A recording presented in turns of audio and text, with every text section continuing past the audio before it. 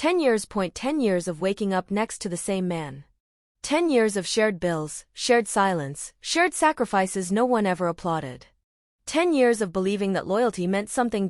So tell me this, if your spouse looked you in the eyes after a decade and said, "I found my true love," what would you do? Would you cry? Beg? Break? Or would you laugh? Because that's exactly what I did. I laughed so hard that he thought I had lost my mind. But maybe the real question is this: what if the woman he underestimated for 10 years was the most dangerous mistake he ever made? Backhand index pointing right. Comment below and tell me honestly, if your partner asked for divorce after finding true love, how would you react? 1. The day he confessed. I still remember the sound of the door closing behind him that evening. Not loud. Not dramatic. Just final. He stood in the living room like a guest who had overstayed his welcome, loosening his tie as if preparing for a business negotiation instead of dismantling a marriage. His eyes avoided mine, not out of guilt, but impatience. The kind that says, "Let's get this over with." "Sit down," he said, not "please." Not "can we talk." Just a command. I didn't sit. After 10 years, I had learned something important. The moment you obey, you surrender power. "I'm in love," he announced, as casually as someone discussing the weather. There it was. No build-up. No apology. "I didn't plan it," he continued, rubbing his temples. "It just happened." Funny how betrayal always just happens. "She understands me," he said next. "We connect. She makes me feel alive." Each sentence landed like a rehearsed line, practiced, polished, stripped of humanity. I studied his face. The man who once promised forever. The man who built his success on my silence, my support, my sacrifices, and suddenly. I laughed, not softly. Not politely. I laughed so hard I had to hold the edge of the table to steady myself. His eyebrows knitted together. "What's wrong with you?" Wrong with me? After 10 years of being invisible, I was finally seen, not as a wife, but as an obstacle. "You want a divorce?" I asked between breaths. "Yes," he said firmly. "I deserve happiness." That's when I wiped my tears, not of sadness, but amusement, and did something he never expected. I reached for my phone. "Who are you calling?" He snapped, "My assistant," I replied calmly. The color drained from his face because in that moment, he realized something terrifying. He had no idea who I really was. 2. The assistant he never took seriously. When I said, "I'm calling my assistant," he scoffed, actually scoffed, the same way he used to when I mentioned work. The same dismissive half-smile that said, "Your little projects don't matter." "For what?" he asked. "This is between us." Between us. 10 years of marriage, and he still believed I existed only inside the walls of this house. The phone rang once, twice. "Put it on speaker," he demanded, already annoyed. I did. "Good evening." My assistant's voice came through, calm, professional, sharp. "You called earlier than expected." "Yes," I said. "I need the files. All of them." There was a pause. Not confusion, recognition. "Understood," she replied. "Should I loop in legal as well?" My husband froze. "Legal?" he repeated. "What legal?"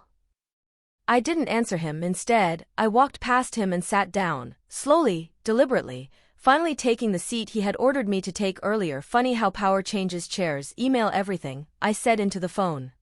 "And cancel tomorrow's meeting. I won't be attending." "Already done," she said. "And I'm sorry. I guess this day might come." The line went dead. The silence that followed was thick. Heavy. Uncomfortable. "What meetings?" he finally asked. "What files?" I crossed my legs and looked at him the way he used to look at me during arguments, with polite superiority. "You never asked," I said, and that was the truth. For 10 years, he never asked. He had always believed I was dependent on him because I let him. When he told people at dinners, "She doesn't work, she just manages the home," I smiled. When relatives praised him for being the provider, I stayed quiet. When he joked that I'd be lost without him, I laughed along. Silence is often mistaken for weakness. What he never noticed was the emails I answered late at night. The calls I took from the balcony. The conferences I attended for a friend. What he never bothered to learn was that while he was busy chasing validation, I was building leverage. "So," he said slowly, suspicion creeping into his voice, "what exactly do you do?" I tilted my head. "You really want to know now?" He swallowed. "Yes." I stood up, walked to the bookshelf, and pulled out a thin black folder he had never opened. I placed it on the table between us. He hesitated before touching it, like it might bite. Inside were contracts, partnership agreements, financial statements. His eyes scanned numbers he didn't understand. What is this? He whispered. This, I said, is why your divorce will take longer than you think. His phone buzzed once, twice. He glanced at the screen and smiled. Nervous relief. It's her, he said. My partner. Of course it was. She's worried, he added, standing up. I'll take this. No, I said quietly. He stopped. What? You'll stay right here. The room felt smaller suddenly. You don't get to walk away anymore. He stared at me like I had slapped him. Since when do you tell me what to do? I leaned forward. Since you asked for a divorce without knowing who you were divorcing. He hesitated, then answered the call. Hey, he said softly, his voice changing instantly. Yeah, no, it's fine. I'll explain everything soon. I watched him closely, the way his shoulders relaxed when she spoke. The way he smiled, a smile I hadn't seen in years. She's everything you're not, he had said earlier, but as he spoke to her, something cracked because confidence built on lies always does. When he hung up, he cleared his throat. She knows, he said. About us. About the divorce. Does she? I asked. Yes, he replied. I told her I'd be free soon. I nodded slowly. Good, I said. Then she won't be surprised. Surprised by what? I walked to the window, looked out at the city lights, the same city that had watched me grow quietly stronger by how expensive freedom really is. He laughed, forced, hollow. You think money scares me? No, irraplia. I think ignorance does. I turned back to him. And you're drowning in it. 3. When true love finally showed her face, I didn't meet her that night, not physically, but I met her presence. It lingered in the room long after his phone slipped back into his pocket, like cheap perfume that refuses to fade. I could tell from the way he stood now. Straighter. Defensive. As if someone else had suddenly joined the conversation and taken his side. She wants to talk to you, he said after a while. The audacity of it almost impressed me. I asked. Why? So this doesn't get ugly, he replied. She believes in honesty. I smiled. Honesty, that word is always loudest in the mouths of liars. She thinks you'll understand, he continued. Woman to woman. I let out a slow breath. You told her I'd understand? I asked. Yes. I nodded. Then you lied to her too. His jaw tightened. You're being dramatic. No, I said calmly. I'm being accurate. That night, after he went to bed, not next to me, but in the guest room, like a man temporarily displaced, I sat alone in the living room and I thought about her, not with jealousy. Not with anger but curiosity. Who was she, really? The woman who believed she was the upgrade.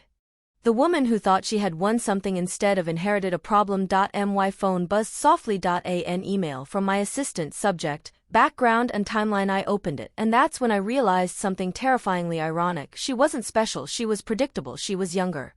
Of course. Worked in consulting. Of course. Recently divorced. Of course. Timeline showed overlap. Months of overlap. Dinners, he said, were late meetings. Weekends, he claimed, were work trips. The sudden interest in the gym. The new clothes. The unfamiliar cologne. I didn't feel hurt. I felt insulted. 10 years, and this was the best deception he could manage. Then I saw it. A note from my assistant at the bottom of the email. She believes he is independently wealthy. I laughed out loud, not a chuckle. A real laugh, because suddenly, everything made sense. The next morning, he emerged from the guest room cautious, like someone entering a courtroom without a lawyer. We need to talk, he said. We already are, I replied, sipping my coffee. She's coming by today, he added. I raised an eyebrow. She? Yes, he said. I told her it's better if we clear the air. Clear the air. I end my house, with my marriage, with my patience. What time? I asked. Noon. I glanced at my watch. 11:17 a.m. Perfect. She arrived exactly on time. Of course she did. People who believe they're right are always punctual. She stood at the door, tall, confident, wearing sympathy like an accessory. Her eyes scanned the room the way people do when they're already imagining where their furniture will go. You must be. She paused, then smiled politely. His wife. I stepped forward and extended my hand. For now, I said. Her smile twitched. We Saturday the three of us. A triangle built on assumptions. She spoke first. I want you to know, she said gently, this was never meant to hurt you. I tilted my head. Then why did it? She blinked. I mean, feelings are complicated. They are, I agreed. Especially when they're borrowed. My husband shifted uncomfortably. She's not here to be attacked, he snapped. I looked at him. I'm not attacking, I said. I'm clarifying. She inhaled deeply, preparing a speech she had clearly rehearsed. He told me you two grew apart, she said. That you stopped supporting him. That he felt invisible. I nodded slowly. Did he also tell you, I asked, that the company funding his lifestyle isn't his? Her eyes flicked toward him. What company? She asked. He froze. What did you tell her you do? I continued. Silence. I leaned back because according to the documents, I said, tapping the folder, his role is replaceable. Her confidence began to crack. You said you were a partner, she whispered to him. I am, he snapped. She's exaggerating. I smiled again. That's interesting, I said. Because exaggeration usually involves fiction. That's when her phone rang. She glanced at it, then at him, then back at me. I need to take this, she said, standing quickly. No, I said softly. She hesitated. Sit, I added. She did, because something in my voice told her this wasn't a request. I slid a document across the table. Read page 3, I said. Her fingers trembled as she did. Her face drained of color. This can't be right, she whispered. It is, I replied. And it's public record. She looked at him now, not with love, but suspicion. You told me you owned it, she said. I told you I ran it, he argued. That's not the same thing, she snapped, and just like that, the fantasy cracked. 4. The moment control slipped from his hands, there is a very specific sound silence makes when people realize they've been lied to. It isn't loud. It isn't dramatic. It's heavy. The woman who called herself his true love sat frozen, her fingers still resting on the edge of the document. Her confidence, that carefully practiced posture, the lifted chin, the certainty, collapsed inch by inch. My husband spoke first. This is private, he said sharply. You shouldn't be sharing this. I looked at him, genuinely confused. Private? I repeated. You brought her into my marriage. You asked for transparency. Now you want privacy? He opened his mouth. Nothing came out because lies don't survive light. She stood abruptly, pushing her chair back. You told me you were building something, she said to him. You said she depended on you. He ran a hand through his hair, panic replacing arrogance. I didn't mean it like that. She laughed, not amused, not kind. That's funny, she said. Because you meant it exactly like that. She turned to me. Now you're not what he described. No, I said. I rarely am. She studied me, not with rivalry anymore, but calculation. How long? She asked quietly. How long have you known? Longer than you think, I replied. She nodded slowly, and in that nod, I saw regret. My husband slammed his hand on the table. Enough, he snapped. This is getting out of control. Out of control. He had said the same thing once when I asked him to attend counseling. When I questioned his late nights. When I asked him to choose us, control had always been his comfort, and now, he had none. You wanted a divorce, I reminded him calmly. This is what it looks like. He turned to her. You don't have to stay, he said quickly. We'll talk later. She stared at him. No, she replied. We won't. Then she picked up her bag and just before leaving, she looked at me again. I'm sorry, she said, and this time, it wasn't performance. I believed her. The door closed behind her with a quiet click. No drama. No victory music, just consequence. He collapsed into the chair she had just vacated. You humiliated me, he muttered. I leaned forward. No, I said. I stopped protecting you. There's a difference. For 10 years, I had filtered reality for him. Softened edges. Smoothed over flaws. Protected his image, even from himself. That protection was gone now. What do you want? He asked finally, voice low. I considered the question carefully, not emotionally. Strategically, I want what's fair, I said. He laughed bitterly. Fair? He scoffed. After this? Yes, I replied. Especially after this. He rubbed his face. You think you can take everything? No, I said honestly. Just what's mine. He looked up sharply. What's yours? I stood. The company, I said. The assets, I continued. The silence I kept for you. His eyes widened. You wouldn't dare. I smiled, not cruelly, but confidently. You forget, I said, I already did.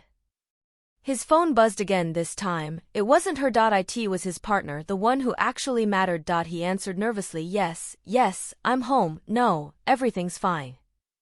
I watched his face change, drain, tighten. What do you mean, audit? I crossed my arms. I warned you, I said softly. He ended the call slowly. They want to review my role, he whispered. I nodded. They will. He looked at me now, truly looked, for the first time in years. What did you do? He asked. I stepped closer. I stopped being your wife, I said. And started being myself. That night, he didn't sleep in the guest room. He didn't sleep at all. He sat in the living room, staring at documents he had never bothered to read before. The weight of realization pressed down on him. The divorce wasn't an escape. It was exposure. 5. The price of wanting freedom. Divorce doesn't begin in court. It begins in the quiet moments when both people realize the story they believed in no longer exists. The morning after she left, my husband looked smaller. Not physically, but internally. The arrogance that once filled rooms now struggled to fill a sentence. I want this done quickly, he said, standing in the kitchen like a stranger asking for directions. No drama. No dibeñ. I stirred my coffee slowly. Then you should have chosen honesty 10 years ago, I replied. He clenched his jaw. I'm serious, he said. Let's be adults. Adults, the word people use when they want consequences without accountability. By noon, the emails started coming in from lawyers, from partners, from people who suddenly needed clarity. He watched me read them calmly, as if waiting for me to react, to cry, to panic, to beg. Instead, I forwarded them point one by one to legal. I said quietly. His hands trembled. You planned this, he accused. No, I corrected. I prepared for you.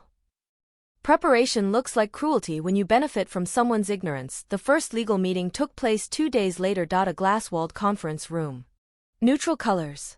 Expensive silence. He brought a lawyer who talked too much. I brought a team who didn't. They laid out timelines. Asset structures. Ownership percentages. My husband shifted in his seat as numbers he never questioned before suddenly had meaning. That can't be right, his lawyer said. My client built. No, my attorney interrupted calmly. Your client benefited. There's a difference, and the law knows it well. When they discussed spousal support, my husband laughed nervously. She doesn't need alimony, he said. She's capable.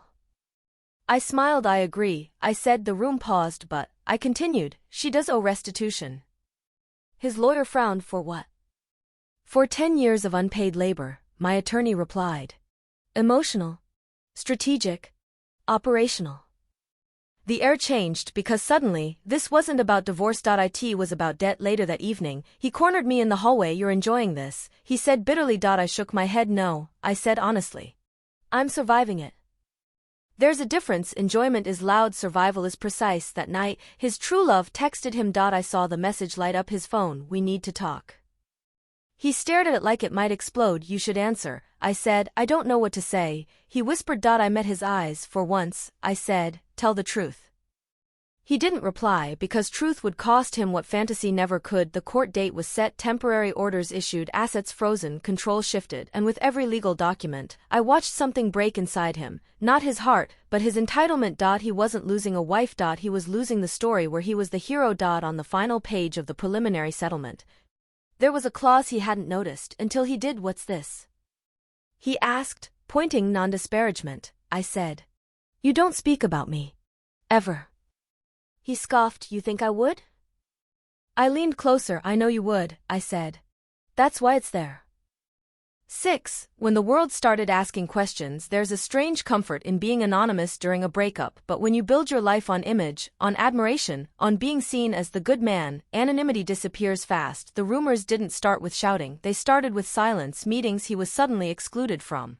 Emails that stopped including his name. Invitations that never arrived. He noticed before I did. They're treating me differently, he said one evening, pacing the living room like a man waiting for a verdict. I didn't look up from my laptop. They're treating you accurately, I replied. People talk when lawyers get involved, not out of cruelty, but curiosity. A senior partner quietly asked why my name appeared on so many contracts. A board member noticed how often my approval was required. An accountant started asking questions no one had bothered to ask before, and once questions begin, lies suffocate. One afternoon, he came home early, his face was pale. They asked me to step back temporarily. He said, "Step back from what?" I asked. "My role," he snapped. "You know what I mean." I closed my laptop. "No," I said calmly. "Say it out loud." He swallowed. "They asked me to step back from the company." There it was, the fall he never believed possible. That night, he didn't yell. He didn't argue. He sat at the edge of the couch, staring at his hands. "I gave them everything," he said quietly. I sat across from him. "No," I said. "You gave them access." "There's a difference. Effort builds, access borrows." His phone buzzed again. This time, he answered. I could hear her voice, sharp, frustrated, cracking. "You told me this was temporary," she said. "You said you were respected." He closed his eyes. "I am," he insisted weakly. "Then why does everyone keep asking about your wife?" She snapped. Silence. That silence told her everything. She came by again 2 days later, not confident, not smiling. She looked tired now, like someone who had finally started carrying the weight she thought she escaped. "I didn't know," she said to me quietly. I nodded. "I believe you." She hesitated. "He talks about you like you controlled everything," she admitted. "Like you held him back." I met her eyes. "Does he seem held back now?" I asked. She didn't answer, because reality had already done it for her after she left. "He lost it. You poisoned everyone against me," he shouted. I remained calm. "No," I said. "I stopped defending you." "Truth doesn't poison." It reveals. The court scheduled mediation mandatory. Final. He sat across from me, no longer angry, no longer proud, just tired. "You could end this," he said quietly. "Say the word and I'll sign whatever you want." I studied him. 10 years of memories flashed through my mind, the good, the silent, the erased. "I am ending it," I said. Correctly. That night, I slept peacefully. He didn't, because for the first time in his life, the world wasn't impressed by his words, only his actions, and there weren't many left to defend. 7. The apology that finally came. Too late. There's a moment in every collapse when pride dies quietly, not in public. Not in courtrooms. Not in arguments, but alone. It happened on a Tuesday night. No lawyers. No witnesses. No drama, just him standing in the doorway of the bedroom we once shared, hands in his pockets, shoulders slumped, voice stripped of authority. "I was wrong," he said. 3 words. 10 years too late. I didn't respond immediately, because apologies aren't measured by volume, they're measured by timing, and his timing was cruel. "I didn't see you," he continued. "I didn't understand what you were carrying." I looked at him, really looked, for the first time. He wasn't trying to convince me of anything. He wasn't defending himself. He wasn't rewriting the past. He was finally standing inside it. "I thought love was supposed to make me feel powerful," he admitted. "But without you, I feel empty." That was the truth, and it almost hurt. "Almost. You didn't lose me when you fell in love with someone else," I said quietly. "You lost me when you stopped listening." He nodded. Tears welled up. "Not dramatic, not performative. I don't want the divorce," he whispered. "I want us." There it was, the sentence men say when consequences arrive faster than fantasies. I walked past him and sat on the edge of the bed. You know how heavy silence becomes when someone finally says the thing you waited years to hear. It presses on your chest. It tests your resolve, because forgiveness is easier than freedom and familiarity is more seductive than truth. "I loved you," I said slowly. "I loved you in ways you never noticed." His breath hitched. "I stayed when you were arrogant. I stayed when you were distant. I stayed when you were cruel in subtle ways." I turned to him. "But I won't stay now." His face collapsed. "Why not?" he asked. "Why now?" "Because now," he finally wanted me, and I had already learned to want myself more. "You didn't choose me," I said. "You chose comfort, admiration, escape." I stood, and when that fell apart, you came back.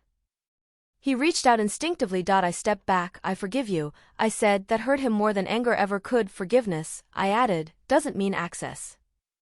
Later that night, I packed a small bag, not to leave forever, but to leave enough to remind both of us that I was no longer available for unfinished versions of love. At the door, he asked one last question. "Do you ever think we could have survived?" I paused. "Yes," I said. "But only if you had met me where I was, not where you needed me to be." The door closed softly behind me, and for the first time in years, I didn't feel abandoned. I felt free. Some apologies come not to heal, but to test whether you've grown strong enough to walk away. Backhand index pointing right. So here's my question to you. If the person who broke you came back with tears and regret, would you stay, or would you choose yourself? Speech balloon. Comment below and tell me your answer. Thumbs up, like this video if this story moved you. Push pin subscribe, because video is coming next, and that's where life after betrayal begins, and the ending no one expects is revealed.